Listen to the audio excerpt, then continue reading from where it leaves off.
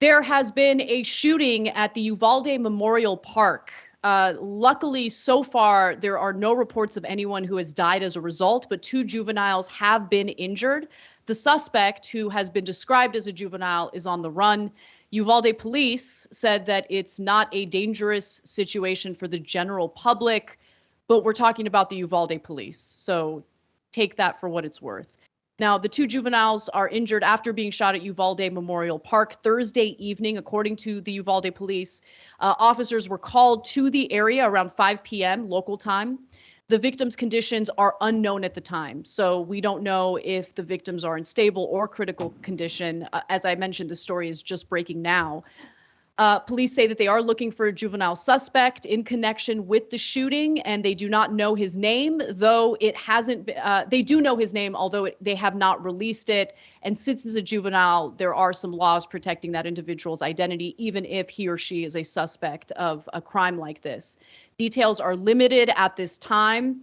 Local news crews are en route to the scene, and they're going to report details as they come, of course. The shooting occurred more than 3 months after the massacre at Robb Elementary School that left 21 individuals dead, including 19 elementary school students. Yeah, it's the guns. It's the guns, stupid. So there's no end to it. Now our children get massacred. Then people get massacred at their memorial. And then, I mean, who knows? If people died and you go to their funeral, maybe people will die there too, because everybody's got a gun. Some percentage of the country is not well, and they're all going to use their guns nonstop. So anyone telling you it's not the guns is an idiot. Doesn't know anything about facts or statistics. We have the highest guns per capita. We have the highest gun homicides, gun suicides per capita by a mile. By a mile. This doesn't happen in any other country. And right-wingers say, well, you know, our politicians are getting bribed by the gun manufacturers, so good enough for us. And plus, I got a hobby, you know, so your kids are going to die for my hobby. It's never going to end. It's never going to end unless you stop the corruption in politics. So. Yeah, and you know, obviously we don't have many details right now. What we do know is that the suspect is underage, is a minor.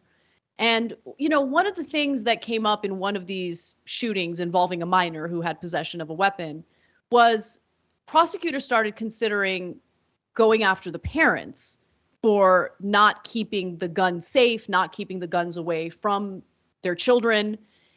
And I don't know what the case is here. I don't know how the juvenile had access to whatever weapon it was that he used. And we know it's a gun. We don't know what kind of gun. But I do think that that's an important prosecutorial tactic to pursue, because if we can't do anything to deal with high capacity magazines or with certain types of assault weapons, in the very least, can we hold people accountable for not being responsible with their firearms? In the very least. So we'll let you know what the details are as we learn them. Again, the story just broke. We don't have all the details yet, but it's just so incredibly tragic. And remember, the students from Robb Elementary School were back at school this week, and they're so traumatized that many of them just didn't go back to school. And I don't blame them. Imagine what a child goes through, especially an elementary school student, watching their own peers get gunned down the way that, you know, that happened at Uvalde, in Uvalde. Yeah.